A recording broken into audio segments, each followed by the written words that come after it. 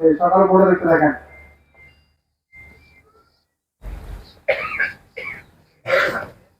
আল্লাহ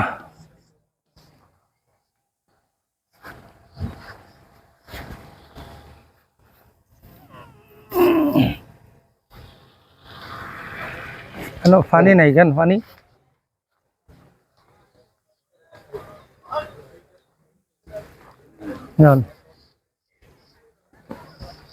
বলে আপনাদের বাচ্চাকে যখন স্থানীয় মান শিখাবেন তখন কিন্তু বাচ্চা রিডিং পড়ার উপযুক্ত হবে না, রিডিং পড়ার উপযুক্ত হবে না, মুখে মুখে ভরাবে।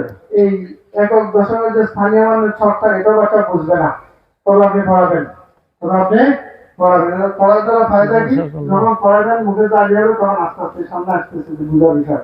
বলেন আমার সাথে বলেন, এই দুইটার নাম আগে মুখে একটু উড়াই দিবেন। বলেন আমার সাথে বলেন, এ ক ক একক, এ ক ক একক। আপনারা বলেন পড়াবেন দ তালব বসক ক দশক দ তালব বসক ক দশক। আপনারা বলেন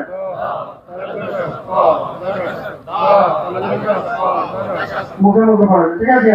বলেন আমার সাথে বলেন, একক দশক একক দশক একক দশক। নামটি ছিল এবারে মূল সূত্রটা শিখা। বলেন আমার সাথে বলেন, এককের ঘরে যত হয়, এককের ঘরে যত হয় তার মান তত। এখানে ঘর বুঝছেন না, সালটাল সাবটাপ নাই, স্থান স্থান এখানে কি স্থান, ঘর মানে কি বুঝাইছে? এককের ঘরে যত, এককের মানে যত, তার মান তত। কথা বুঝছেন কিনা? আবার ঘর থেকে আমাদের সানি টানি দিয়ে না। এককের ঘরে যত হয় তার মান তত। এককে আমরা স্থান বলি না, মান বলে হলো কঠিন। স্থান বাচ্চাদের জন্য কঠিন হয়, মুখে উঠে কম।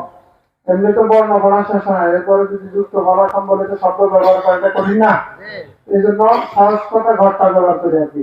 ঘর মানে স্থান, ঠিক আছে? বুঝে নেবেন। এককের ঘরে যত হয় তার মান তত। এককের এক ঘর, এককের ঘরে যত হয় তার মান তত। এককের এক ঘর, দশকের ঘরে যত হয় তার মান তত দশ। তার মান তত দশ, তার মান তত দশ। এককের ঘরে দশকের ঘরে যত হয় তার মান তত দশ। এই তো দেখবেন যে বইতে যে ছক দেওয়া আছে, এখানে দশকের ঘরে একের সাথে একটা শূন্য দেওয়া আছে, আমরা এখানে শূন্য দিই নাই। শূন্য না দেওয়ার কারণ হলো, যদি স্থানীয় মানে একে দশকের ঘরে 10 শূন্য দিয়ে বোঝান, পরে যদি তাকে প্রশ্ন করেন দেখো 101 বা যখন শতক 3 ঘর স্থানীয় মান দেবে, তখন দেখবেন আগে 100 লিখবো, এরপরে 1 লিখবো। বুঝা গেছে কিনা? এবার যদি 51 লিখতে বলেন, আগে 5 দিয়ে 16 লিখবো, এরপরে 1 লিখবো। তাহলে এই যে 51 হলো না 501 হলো। ওই জটিলতা থেকে বাচ্চাকে সহজে বোঝানোর জন্য এই প্রক্রিয়া। বুঝা গেছে কিনা? বল আবার, এককের ঘরে যত হয় তার মান তত। এককের এক ঘর, দশকের ঘরে যত হয় তার মান তত দশ। দশকের 2 ঘর, এটা বাচ্চাকে মুখস্থ করবেন, ঠিক আছে কিনা? মুখস্থ করানোর পরে 11 10টা পড়ানো হয়ে গেছে। এবার 11 থেকে সামনে কিভাবে পড়াবেন দেখেন। এককের ঘরে এক আছে, তার মান কত? 3 হইলে 5 হইলে 9 হইলে, দশকের ঘর কত আছে? 1 1 10। এটা কি 1 10। 2 হইলে 2 10, 3 হইলে 3 10, 4 হইলে 4 10, 5 হইলে 5 10, 9 হইলে 9 10। কথা বুঝুন কিনা? হ্যাঁ, মাশাআল্লাহ। এবার 11 কিভাবে পড়াবেন? 10 শিখছি না? এই 11 আপনাদের সিলটা মাঝখানে, আপনাদের সিলটা মাঝখানে সুন্দর করে সংখ্যা 10 লেখেন। এই কইটা আমনে এটা লিয়ে তো হগল না, এটা আমার মনে অন্তরটা লেখছেন আমনে। 10 লিখছে কিনা? তাহলে বাচ্চা একক দশক শিখাইছেন না? বুঝুক আর না বুঝুক, সে তো এটা বুঝে যাবেন একটা কিছু। এবার কথাগুলো বুঝাবেন, ধরাবেন, কি করবেন। এককের ঘরে শূন্য মুছে 1 লেখেন। বলেন কথাটা বলেন। আপনারা লেখেন, জগৎ জগৎ সিলেট আছে, লেখেন। দেখেন এককের ঘরে শূন্য বসেন, এক লেখেন, বাস। সিলেট উল্টান না, এখন পড়া সিলেটে, এখন পড়া কোথায়? বোঝা একবার দুবার দেখেন, পড়া দেখে রয়েছে বলেন, আসতে বলেন এক এক এক মানে কত? 10 এক 10 এক মানে কত? তাহলে 11-এর মধ্যে এই যে দুটো এক দেখলাম, প্রথম একের মান কত? 1 প্রথম একের মান কত? এই একের স্থান কত? একক একের স্থান কত? একের স্থান কত? একের মান কত? 1 একটা কথা মনে রাখেন, প্রত্যেকটা অঙ্কের দুটা মান থাকে। কয়টা মান? দুটা মান। প্রত্যেকটা অঙ্কের দুটা মান থাকে, একটা হচ্ছে স্থানীয় মান, একটা হচ্ছে স্বকীয় মান। স্বকীয় মান মানে নিজস্ব মান, 1 1 2 2। আর স্থানীয় মান তার অবস্থান পরিবর্তনের কারণে মান বৃদ্ধি হওয়া কমে যাওয়া। চুরি করার কারণে ভালো মানুষ হয়, কি হয়? চুরি না করলে ভালো মানুষ হয়। ওই চুরি করার কারণে তার মান নিচে নেমে গেছে। বুঝা গেছে কিনা? সহজ কথা যেটা। তাহলে এখন একের স্থানীয় মান কত? 1 একের স্থানীয় মান কত? একক। একক একের স্থানীয় মান কত? একের স্বকীয় মান কত? 1। তাহলে এখানে একের স্থানীয় মান কত? দশক। একের স্থানীয় মান কত? আর স্বকীয় মান কত? 1 স্বকীয় মান 1, 2 এর স্বকীয় মান 2, 5 এর স্বকীয় মান 5, 7 এর স্বকীয় মান 7। অবস্থানের কারণে 7 এর স্থানীয় মান 70 হয়, অবস্থানের কারণে 5 এর স্থানীয় মান 12 হয়। বুঝা গেছে কিনা? 5 10 বলেন। 8 10 1 10 1 11 11 11 11। সিলেটে আঙুল দিয়ে দিয়েছে 1 10 1 11। আপনাদের হাতে হাতে ধরে বলবেন 11 1 10 1 11 11।